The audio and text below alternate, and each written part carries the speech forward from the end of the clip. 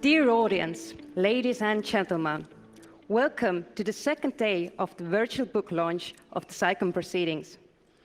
We're very happy to welcome you back and also extend a warm welcome to those of you who have only just joined us today. My name is Liina Lumiste. And I'm Henrik Beckvart. We are the hosts for you for the next couple of days for this virtual book launch event, and we're excited to have you with us online here from Tallinn.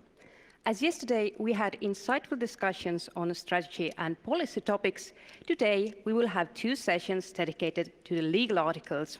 And tomorrow we will have two sessions on technology. On both days, the first session begins at 1600 and the second around 1500 hours at Eastern European time. Each session will last roughly 1 hour, followed by a 10 to 15-minute break for some leg stretching.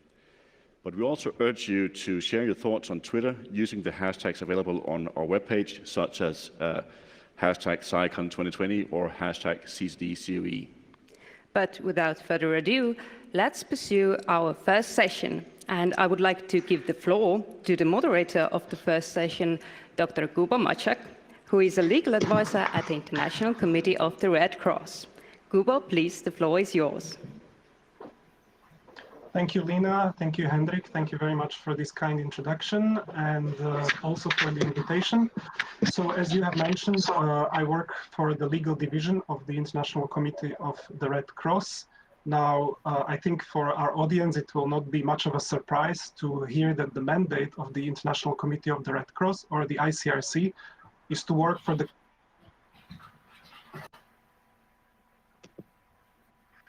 development of this body of. And so at this mandate, we also monitor the development of new technologies that could possibly be used as methods and means of warfare during armed conflicts. Now, again, for CyCon audiences, it's no surprise that the line between technological capabilities that are being developed for peacetime and those that are being developed for use in times of armed conflict is notoriously blurry. And so that's why at the ICRC, we follow the broader debates on international law and new technologies. Now, it is an honor to be here, and I view that as a part of this broader focus that at the ICRC we have. Another part of doing that is working on the Cyber Law Toolkit, which is an online scenario-based resource for legal professionals on international law and cyber operations. And of course, we do that in partnership with the organizers of CyCon, with CCDCOE. And we were lucky enough to launch the toolkit last year on stage at CyCon. And I'm also pleased to say that several of the authors of today's papers were involved in various ways with the toolkit.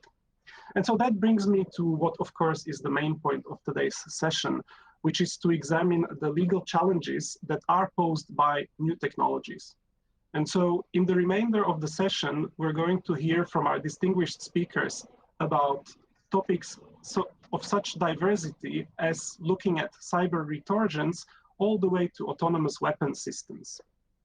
Now, if I were to identify two broader themes in today's session, I would say that the first broad theme is to look at what are the permissible responses to hostile cyber action. And by permissible, I mean permissible under international law. And the first two papers will look at retortions and at countermeasures, kind of falling under this first broad theme. Then our second theme of this panel will be to look at positive duties of states that develop new capabilities. So what are the duties that states that are in some way engaged in developing new capabilities, what are the duties that these states have?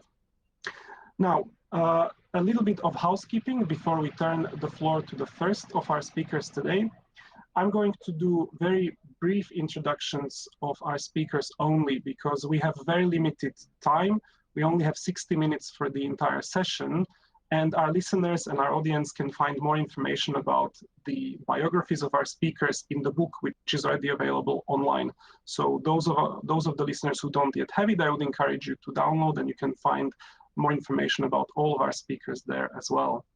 Now, each of our speakers has agreed to speak for up to 8 minutes, and this brief presentation will be then followed by one question from the moderator.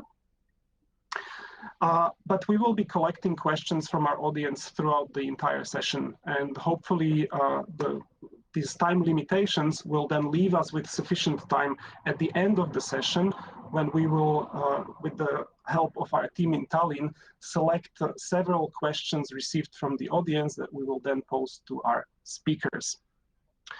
So with that brief introduction out of the way, and without any further ado, I'm going to turn to the first of our speakers. And so our first speaker is Professor Jeff Kosev, who is Assistant Professor of Cybersecurity Law at the US Naval Academy.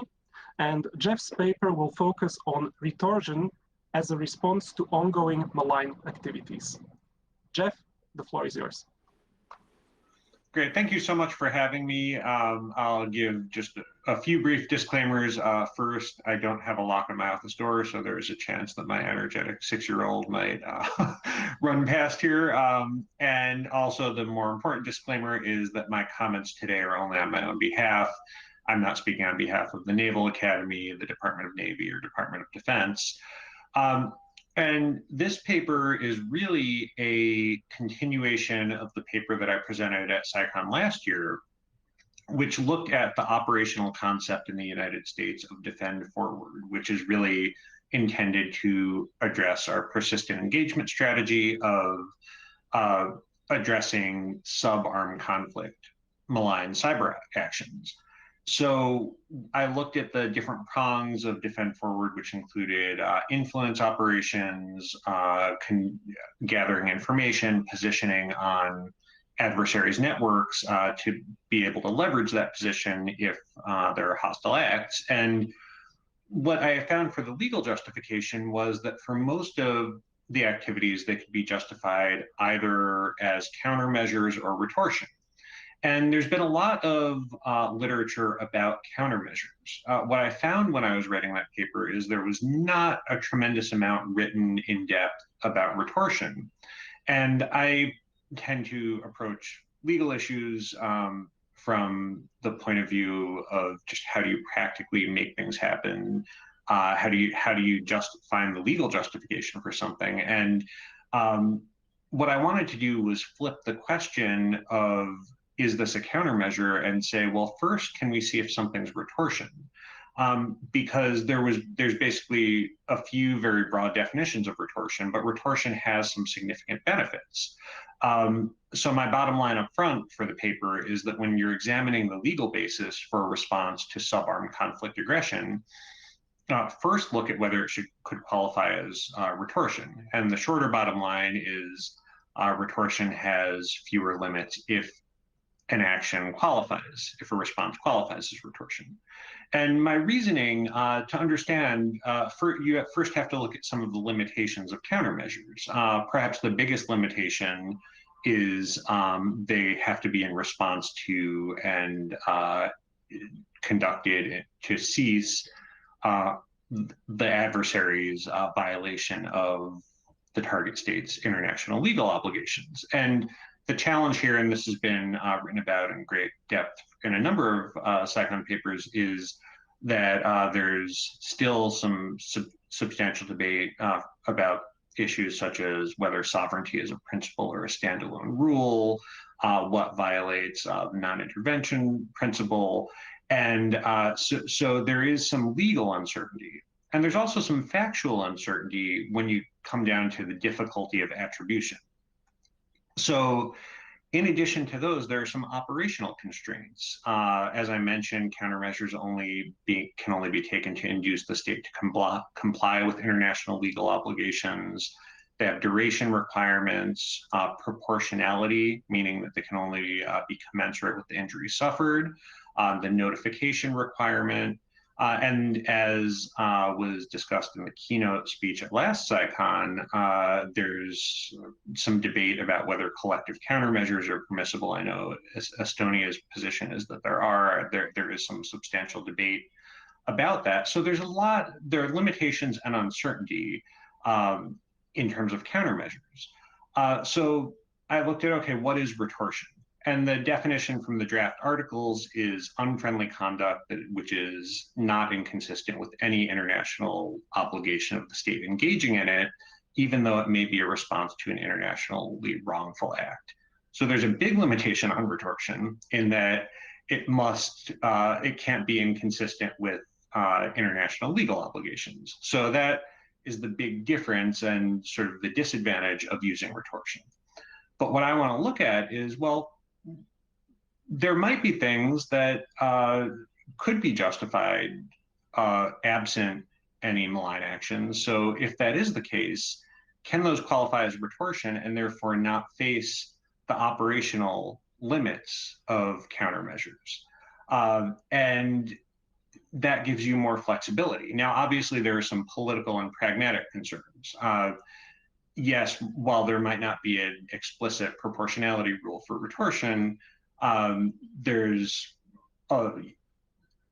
if it's abused, there could be some significant diplomatic, political pushback. And then also, if it's very significant, it likely would not, there's a good chance that it would no longer even qualify as retortion.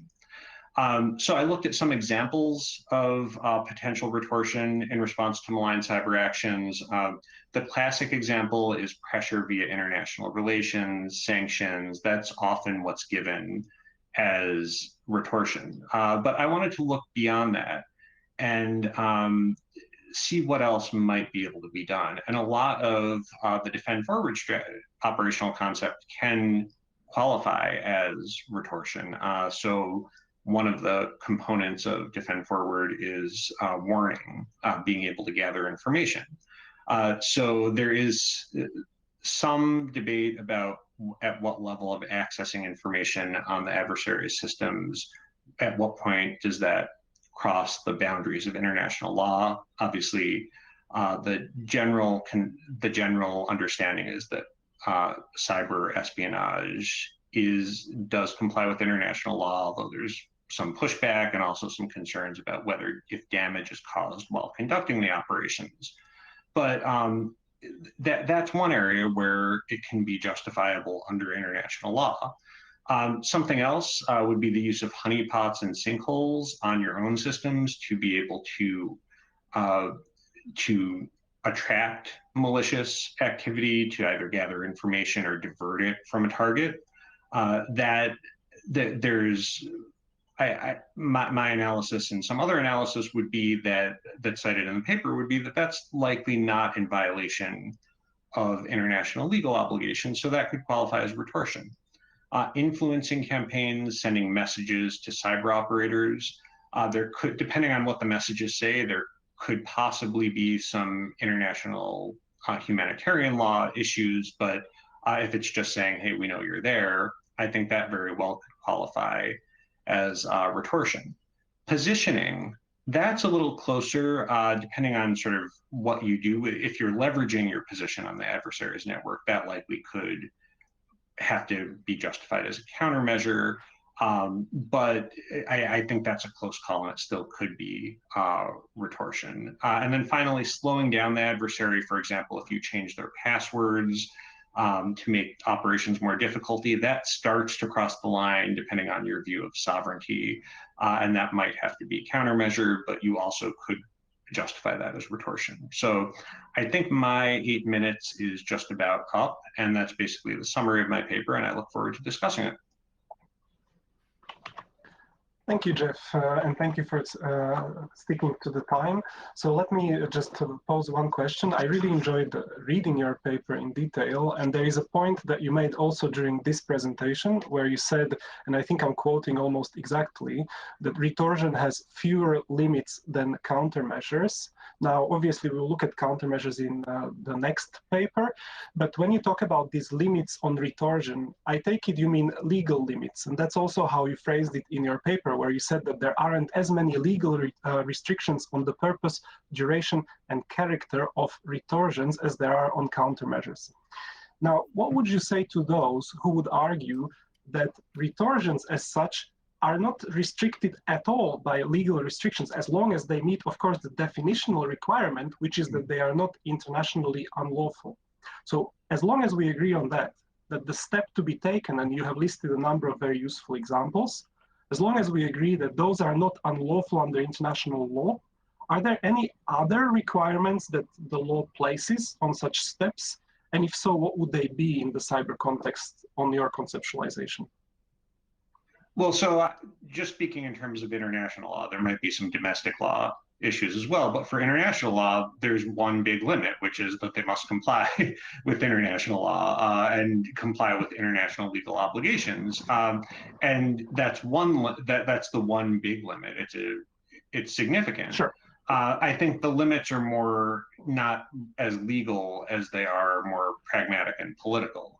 I mean, technically, a country could exercise retortion or conduct unfriendly operations and not run into any legal problems as if they comply with international law. But that might raise, if a country starts, for example, positioning on the networks of a country that's not done anything unfriendly, or saying, just issuing random sanctions, for example, that would be something where it wouldn't be as much of a legal problem as it would be a really political issue. Thank you, Jeff. That's very helpful. And I would just remind our audience that you're, of course, very welcome to submit additional questions, and we will have space for a Q&A at the end of the session. But now to move on, we have our next speaker, and that's Dr. Przemysław Roguski, who is a lecturer in law at the Jagiellonian University in Krakow in Poland. And Przemek has come to us with a paper on collective countermeasures in cyberspace. So again, without further ado, Przemek, the floor is yours. Okay, thank you, Kubo, for the introduction, and thank you for having me. So the topic of my slide is collective countermeasures, and the interest that, or the reason that I have picked this topic is what happened last year during CyCon. And if we could switch to the next slide, please. Namely, those of you who have been here will remember that during last year's CyCon, the president of Estonia in her opening speech has furthered the position that not only states that are directly injured would be or should be able to apply countermeasures, but also states not directly injured in order to help the injured states to deal with these cyber operations. Now, this has gathered some interest in the legal community, many positive voices, and Professor Kosev has also written a paper on that. However, amongst states, we have very few statements on this particular issue. In fact, we only have one, where France, in her document on the international law applicable to cyberspace, to operations in cyberspace, has stated that under international law, in brackets, as it currently stands, the countermeasures can only be taken by states or by France in its capacity as a victim. And so in the French view, collective countermeasures would not be authorized under the rules of international law as they apply today. And so given those two contrasting statements, the question is, well, which one is right, or how do we move forward from there? And if we could move to the next slide, please. So the question starts with, what is a countermeasure and when can countermeasures be applied? And so maybe let's start with this basic definition. So basically, we talk about countermeasures when we talk about acts that would be unjustified or unlawful under international law, were it not for the fact that they are taken in response to a previous violation of international law. So if state A is under a cyber attack that violates its rights, for instance, violates the principle of non-intervention, let's say, it can take action that would in itself violate the state B's rights in response, but this action is justified, or as we say, its wrongfulness is precluded by the fact that it is taken in response to this previous violation of international law. And of course, certain requirements have to apply, like proportionality and so forth and so forth. Now the question is, can a third state, C, or a coalition of third states, allies of state A, for instance, institute countermeasures against the perpetrator state in order to help the victim state in that. And herein lies the problem, because international law, as it has been developed historically, is in a very much bilateral relation. So the injured state, the victim state, can always respond. But the question is, can not injured state respond? And here the paper traces the development of the discussion within the International Law Commission. The International Law Commission has worked on this issue for many, many years, and the final report in 2000 has discussed, or the reports previous to that have discussed this issue. However, it has left the issue somewhat open. And so under the draft, or now the articulate responsibility, other states can invoke countermeasures only if first the obligation that is breached has been owed to a group of states and it has been established for the protection of the collective interest of the group, and we call this erga omnes partis obligations, or the obligation breached is owed to the international community as a whole, so erga omnes obligations, and only, at least under the articles on state responsibility, what those third states can do is only invoke the responsibility in order to ask the violating states to stop. What they cannot do is take action that would violate the rights of the perpetrator state, of state B. Now the question that I addressed in the paper is, well, has international law developed from 2000? And here I relied on two studies done in 2015 and 2000, well, in the 2010s at least, that argue that in fact international law has developed, that we have instances of state practice and opinio juris that show that states apply collective countermeasures in those situations where they themselves are not victims. However, in any case, what the state practice shows is that states apply collective countermeasures in the situations described on the slide. So when we have violations of obligations that protect the collective interest of a group of states or of the international community as a whole. And so in the next slide, please, we can take a look at what those collective obligations are. And if you could please switch the next slide on.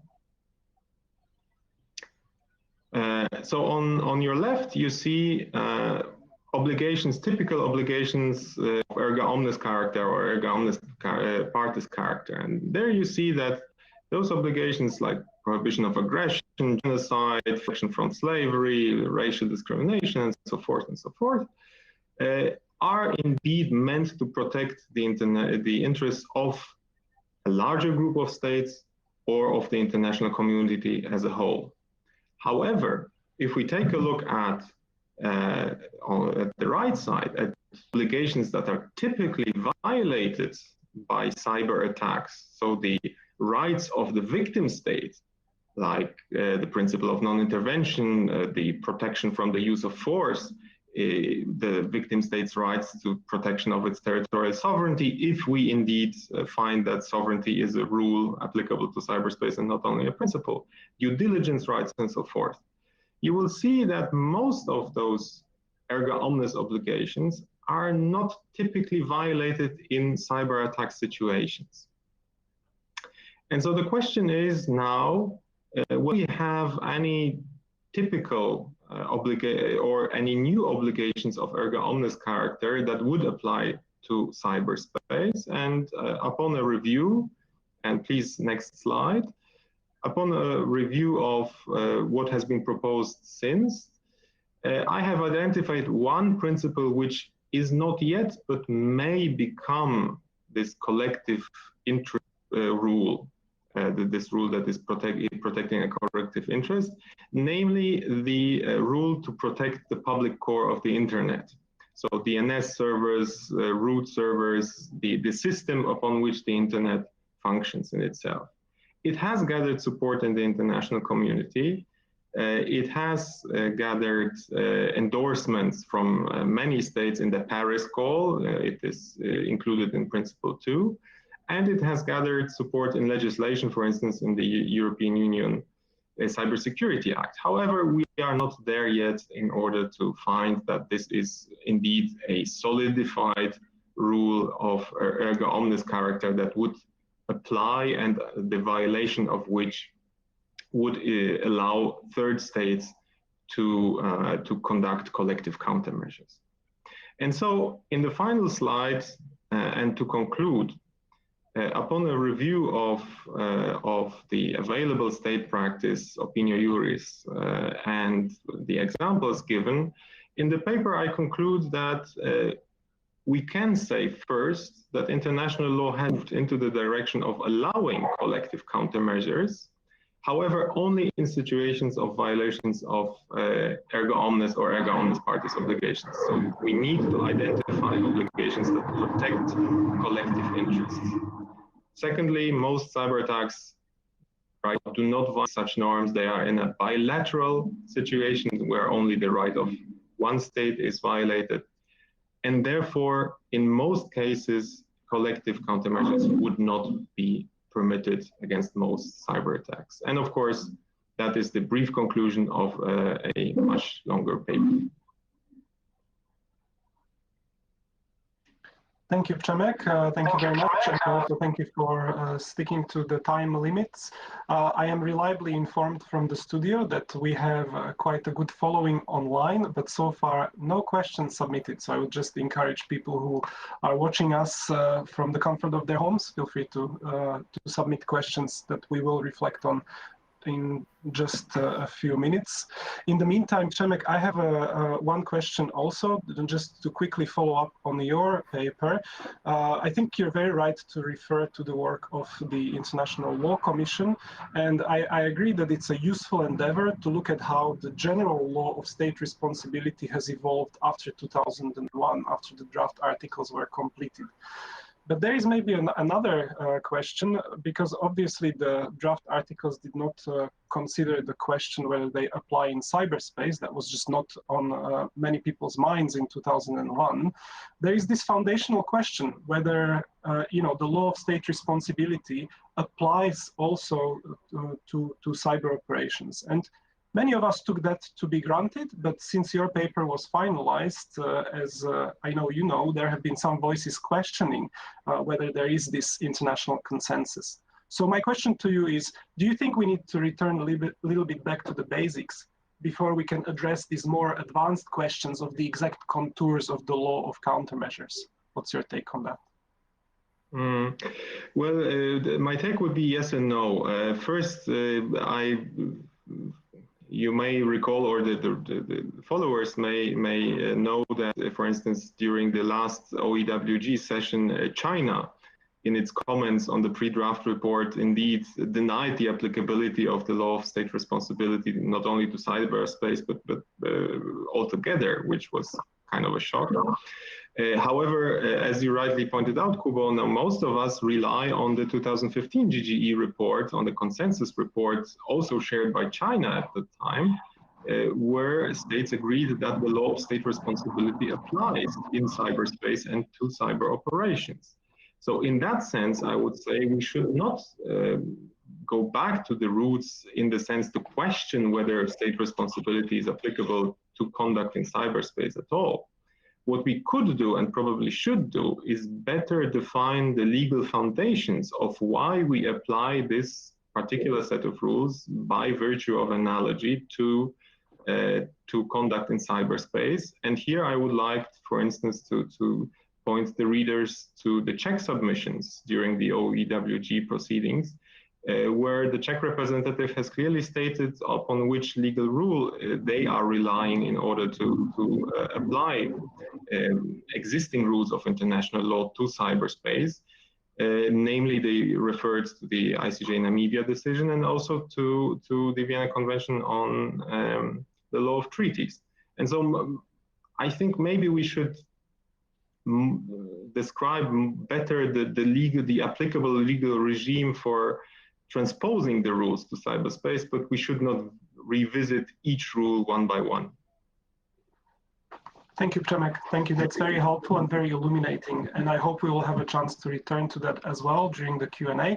But for now, let's move on to the second half of today. And like I said in the beginning, we have two broader themes. So with Przemek's presentation, we have finished the first theme, focusing on permissible response, or on responses rather, to host cyber action. And now we're turning to the second broad theme of today, which examines what are the duties incumbent on states that are in various ways developing new technical and technological capabilities.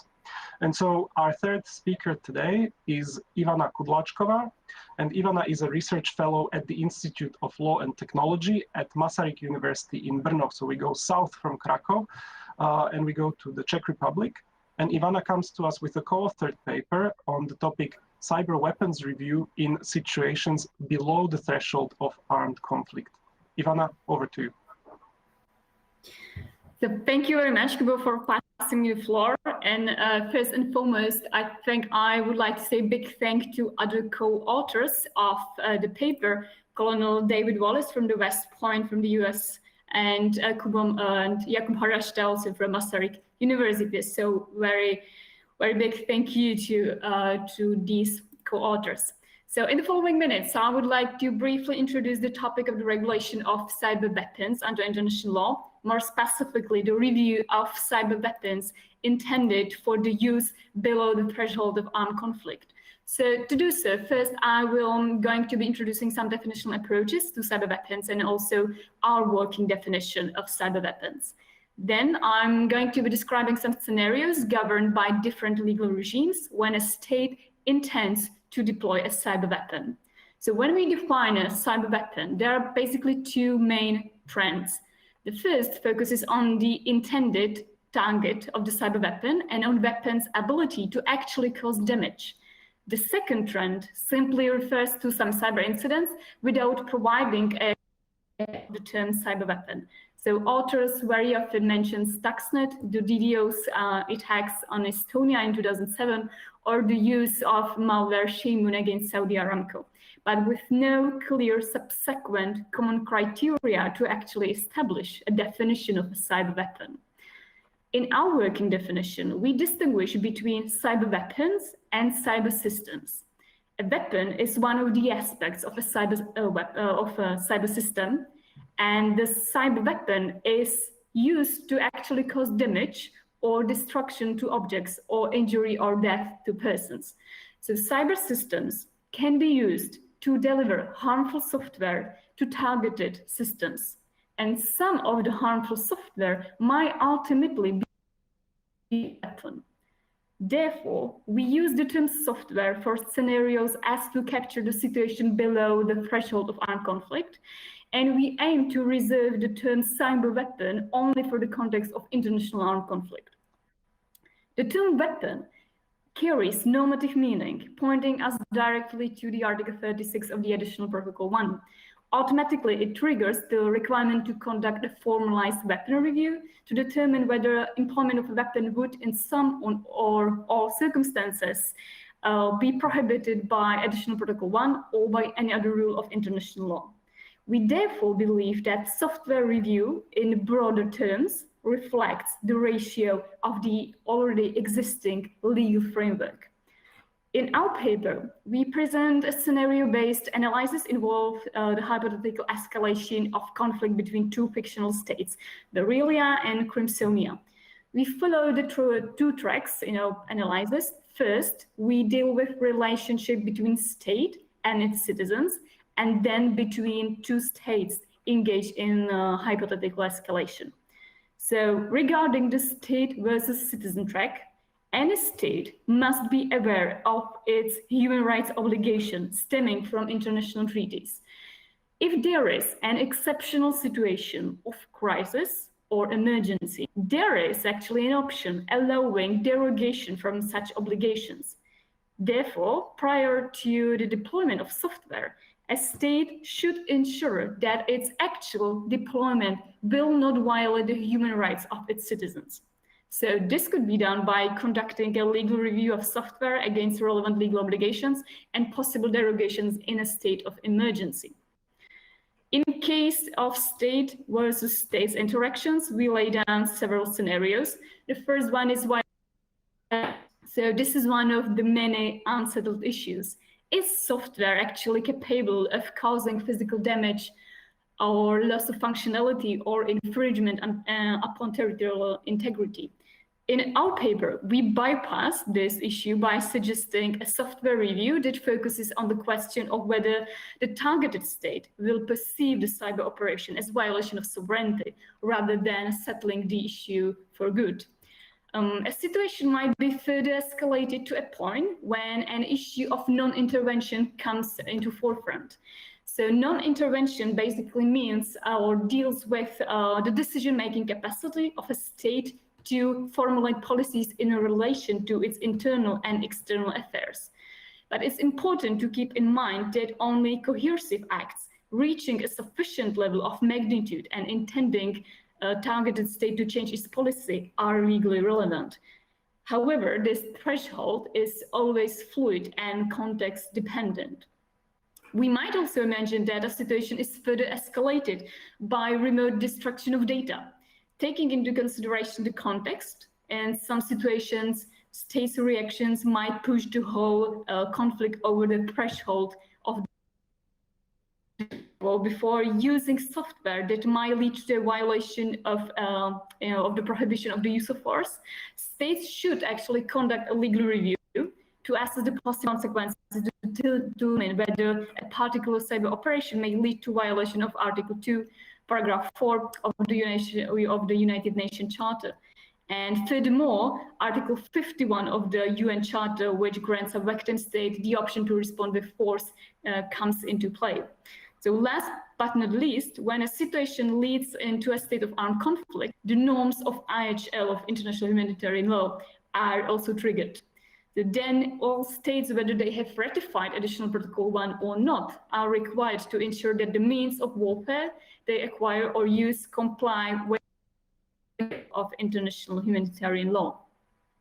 So to briefly sum it up, the term weapon is used in different contexts and often without the normative meaning given to it by international law. The term weapons review immediately brings out requirements according to the Article 36 of Additional Protocol 1. But it's undeniable that the use of software for security purposes has consequences in terms of international law, both in state-to-state or state-to-citizens relationships. So broader understanding of software review concerning international obligation is, or we believe is, a viable policy option. We argue that a system of a broader software review would bring first more understanding of legal consequences in general, and second, better framing of policy responses in terms of escalation or de-escalation of potential conflicts. So there are plenty of legal requirements to be considered when deploying cyber means. These range from human rights obligation and their possible derogation in case of emergency, all the way to applicability of international humanitarian law in armed conflict. Rather unsurprisingly, we conclude that there is no obligation to conduct a review outside Article 36 of Additional Protocol 1. However, in terms of practical necessity, it's worth considering a broader software review to better understand the nuances of deployment of cyber weapon and software in the conflict. So additionally, this would allow more respect to international obligations. So there is no obligation to conduct review outside Article 36 of Additional Protocol 1. However, there are plenty of policy benefits in conducting broader software assessment with regard to legal obligations. So that was basically the short summary of the paper, and I'm looking forward to your questions. Thank you. Yes, thank you, Ivana, and thank you for your paper as well. Congratulations to you and your co-authors. I really enjoyed reading the paper in its entirety. I recommend it to everybody, especially for this scenario approach, which I found very helpful in dating the issues. And I also found your definition of cyber weapons very helpful. Let me take you up on something, on the point that you made just at the end of your presentation, and on the word should, as you have been using it throughout the presentation. So several times that states should engage in this legal review, also outside of the context of an athlete or outside of the context of cyber capabilities are being developed for the use in armed conflict. Now, at the end of the presentation, you made it clear that one is a legal obligation. Article 36 reflects a binding legal obligation for states, whereas the other, we could say, a policy preference, so sure that states in the peacetime context don't violate other applicable rules of international law. So I hope I understood that correctly.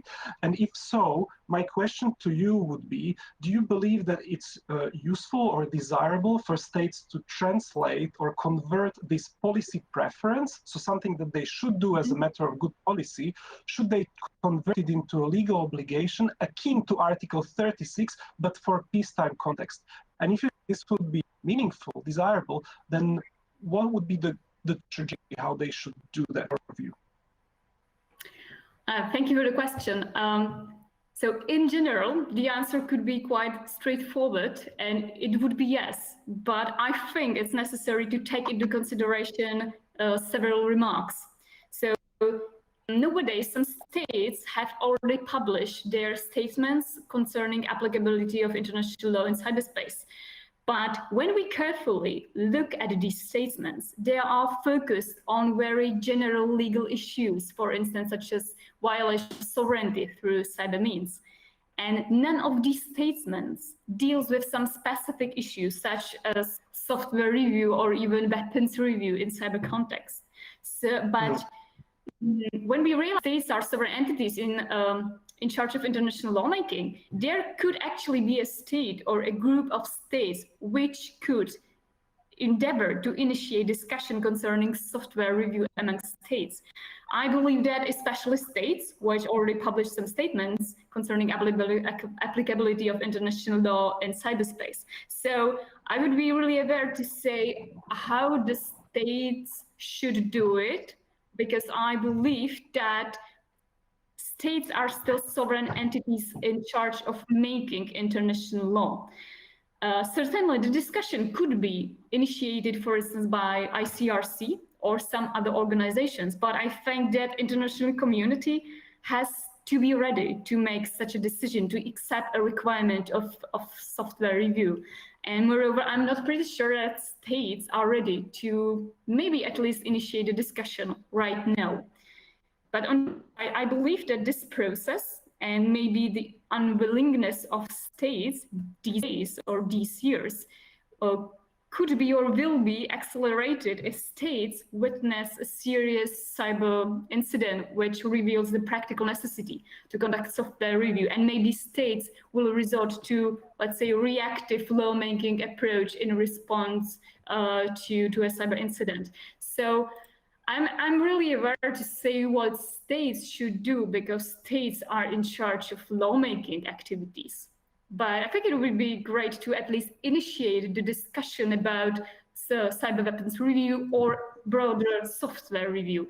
But I believe that a lawyer is not the person who should actually say what states should do. So I would just recommend to at least open the discussion and initiate a discussion.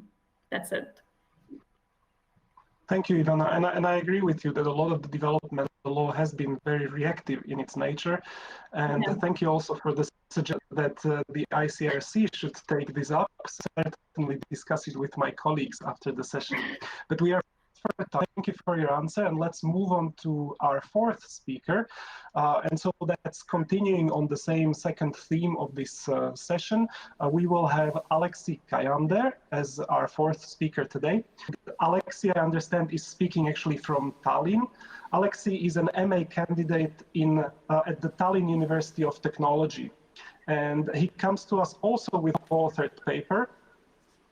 And Alexi's topic today is positive obligations under Common Article 1 to the Geneva Conventions and autonomous weapons systems. So over to you, Alexi. Good afternoon. Thank you for having me here. I'm very glad for this opportunity to present our paper, the Making the Cyber Mercenary Autonomous Weapons Systems and Common Article 1. So without further ado, let's look at the first part of that equation, which is Common Article 1 of the Geneva Conventions, which contains an obligation to respect and to ensure respect for the conventions by the high contracting parties. And in 2016, the ICRC released a new commentary which confirmed the existence of a positive external obligation, meaning that the high contracting parties have to take proactive steps in preventing ongoing and future violations, as well as bringing an erring party to a conflict to an attitude of respect for the conventions.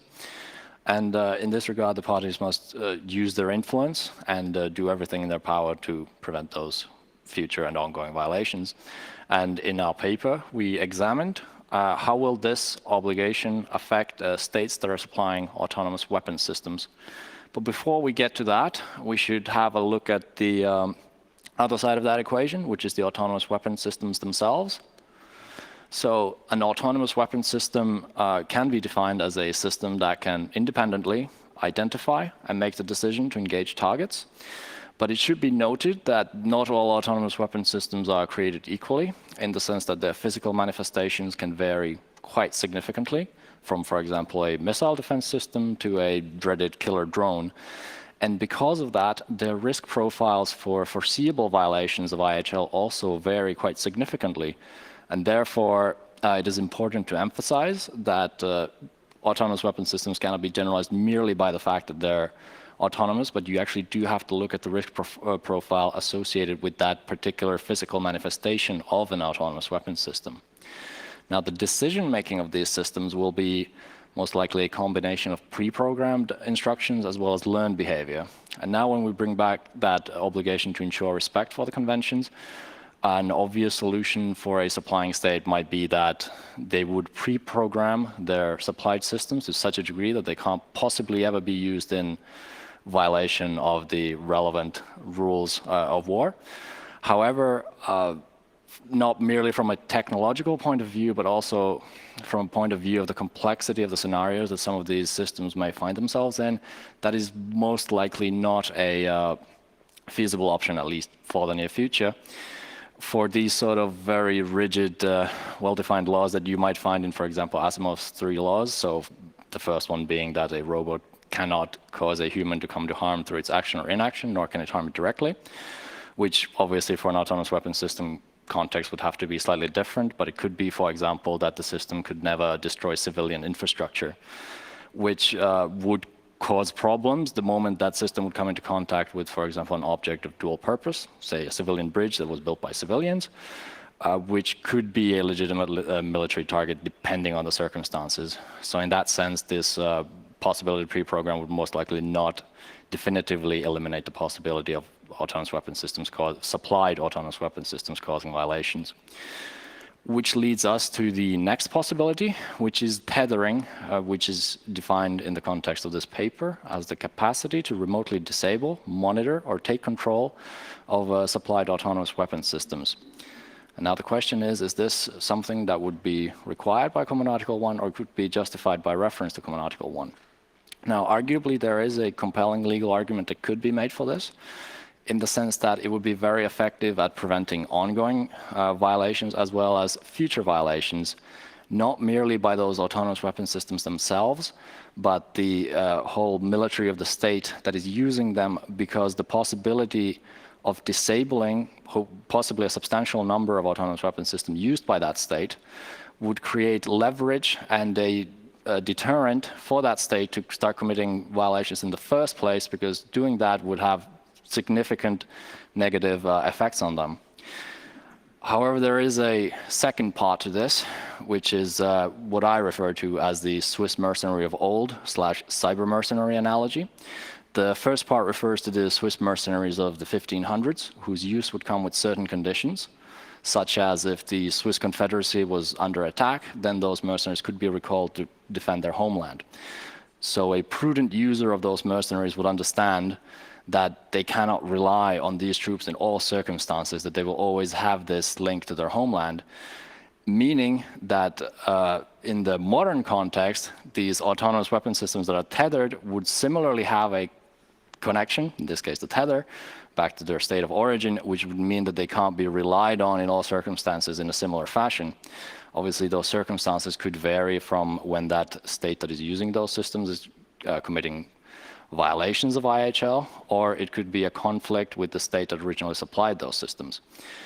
But this terminology used in the analogy, especially the term mercenary, is quite problematic because in its legal definition presently, a mercenary does not have a link to his or her state of origin, which is the central aspect of the cyber mercenary analogy in this case, which is why I took the bold step of suggesting a new term specific for tethered autonomous weapons systems, which would be a portmanteau between autonomous and mercenary, autocenary, or autocenaries, which would be defined as a tethered autonomous weapons system that can remotely be disabled, monitored, or taken control of by the supplier or state of origin. This would come with significant political and military effects not just by the possibility of being able to disable those systems, but also on a larger scale, states that are able to produce their own systems that would be untethered and therefore quote-unquote more reliable, would have an advantage over those states whose ranks would be filled with these autocenaries, and in that sense would have a quote-unquote less reliable military. And on the political side of that, you would have that those states that are using these autocenaries would have a significant incentive to maintain favorable relations with the state that is supplying with them with those systems. And on the flip side of that, the supplying state could use that political leverage given by that tether to exploit for their own political gains. Which leads us to the conclusions, if the slide will change. In any case, arguably there are compelling legal arguments for tethering to be required by Common Article 1 because it would be very effective at preventing ongoing and future violations. However, it would come at a cost, which in this case basically sets added compliance against filling the ranks of possibly many militaries with these cyber mercenaries or autocenaries. Now, this would obviously have those significant political and military ramifications I just spoke about, but perhaps to mitigate this to a certain degree, tethering could be limited to only high-risk systems rather than low-risk systems, which reduce the amount of tethering. As I mentioned, not all autonomous weapon systems are created equal. And in that case, you would still be left with the lingering question that if a state is supplying both tethered and untethered systems, are those untethered systems really actually untethered or are they just hidden? That is probably a question that would linger. But in any case, Common Article 1 should not be ignored when considering the use and development of autonomous weapons systems. And that is the conclusion really that can be drawn at this time. Thank you. Thank you, Alexei, and I agree with you 100%. One and nor any other provision of the Geneva Conventions should be ignored. And I'm really glad to hear also and to see in your paper the very close reliance on the ICRC commentary on the Geneva Conventions.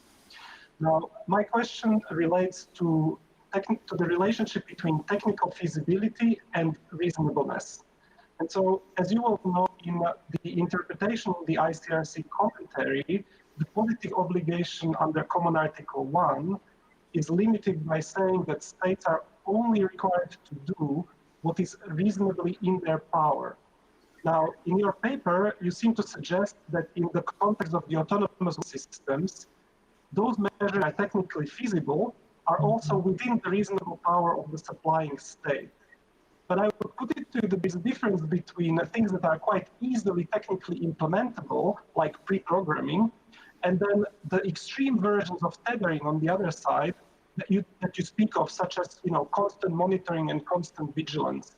So how do you see this relationship? How can we establish what can be reasonably expected of states when it comes to these capabilities? Thank you. That's an excellent question, and I'm very glad you asked it because I actually dedicated a whole chapter to this very question in my thesis, and I will try to very briefly summarize that.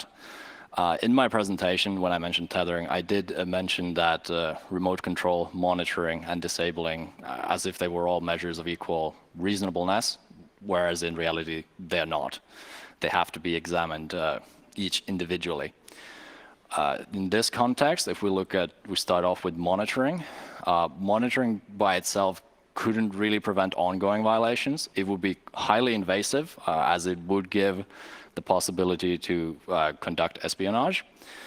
And in that sense, it would also be very onerous, as you mentioned, that there would be significant resources and manpower that would have to be devoted to maintaining that vigilance. And in that sense, it doesn't seem like a very reasonable option for a tether, considering that it wouldn't actually be very effective at doing what it is supposed to be doing, i.e. preventing ongoing and future violations of IHL, which leads us neatly to the remote controlling. And in regards to remote controlling, there would have to be some degree of monitoring associated, for it would make no sense to remote control a system that you cannot understand what it is doing or cannot see what it is doing. So in that sense, it would be also invasive and onerous, possibly even more onerous than monitoring, as you would also have to dedicate resources to the remote controlling aspect, which may require manpower and additional technology. However, of course, it would be effective at preventing those ongoing and future violations, as you could change the actions of that autonomous weapons system. However, I would say that the possibility for remote control would bring with it some quite uncomfortable questions regarding who was actually responsible for some actions that that system may have done. And in that sense, I wouldn't suggest that this is necessarily a reasonable option either, which leaves us with the possibility of disabling, and that a tether could only disable the system, which would be the least invasive, as it wouldn't by definition need a monitoring aspect. It wouldn't require the same sort of manpower and resource dedication, as that tether would only be used when the circumstances are such that its use would be warranted. And in that sense, it would seem to be the most reasonable option, as it would very clearly be able to prevent ongoing and future violations, for that system would not be able to function. And in that regard, its main shortcoming would be that, as it does not involve monitoring, the information regarding those violations that would warrant the use of the tether in the first place would have to be collected from other sources. However, arguably that is something that can be mitigated through other means, and therefore, to answer your question, the reasonableness has to be looked at individually, and arguably purely disabling would be the most reasonable option. Thank you, Alexei, and thank you for noting that these things exist on the spectrum. I think that's very helpful, and personally, I look forward to reading the chapter of your thesis in detail. Now, we have 2 minutes left in the session, and now there are some questions trickling in. So let's do at least one of them, the very first one that I got from the team in Tallinn, and it's directed at Ivana, at our third speaker. So Ivana, let me just read the question that we have received from our audience. It goes as follows. The transition from developing to deploying a cyber weapon or a cyber capability is not a linear one, and often the target is accessed in a disruptive manner during peacetime. So to what extent should weapons reviews reflect peacetime law? Does an IHL-centric review procedure suffice? So it's a question about the relationship between peacetime law and an IHL-centric review. Would you like to elaborate on this briefly, and then we will wrap up the session? So thank you very much for this question. And honestly, I would really need more time to think about it in a more complex way. But just to briefly answer, I think that if you focus on peacetime, I think that there is not that much space for state-to-state relationship in peacetime. So if there is a disruptive activity during peacetime, it's probably more an issue for national law, international law, except with the exception of human rights law. So if we focus on the state-to-state level, I think there is not that much of international law, but during peacetime, we should really focus on human rights obligations. So to think and to realize if by a disruptive cyber activity there is a possibility to violate human rights obligation or not. Because I believe that if during or if among states it let's say violates the peacetime or it violates the sovereignty of another state, then we are not talking about peacetime anymore. I mean, it's the violation of sovereignty, whether a rule of a principle doesn't matter right now. But if by a cyber activity you violate sovereignty of another state, it's not peacetime anymore. It does not mean that it's an international armed conflict, but between peacetime and international armed conflict, we have various layers to be taken into consideration. So on the level of state-to-state interactions, I believe that we have, let's say, either peacetime, but there is not that much to talk about using norms of international law. When we talk about peacetime, I think that what we should really take into consideration is the wide range of human rights obligations and the state-to-citizen approach. And if the IHL-centric review procedure suffices, honestly, I'm not pretty sure if the IHL-centric review is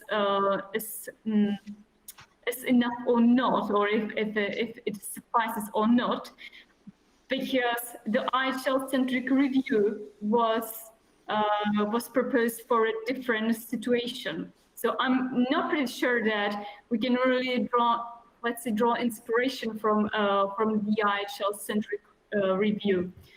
That's it. Thank you for the question very much, and I will think about it in a greater detail. Thank you, Ivana, and thank you for this answer. I agree with you 100%. A lot of these things need further reflection, and in any event, the whole hour was not meant as an examination in detail of the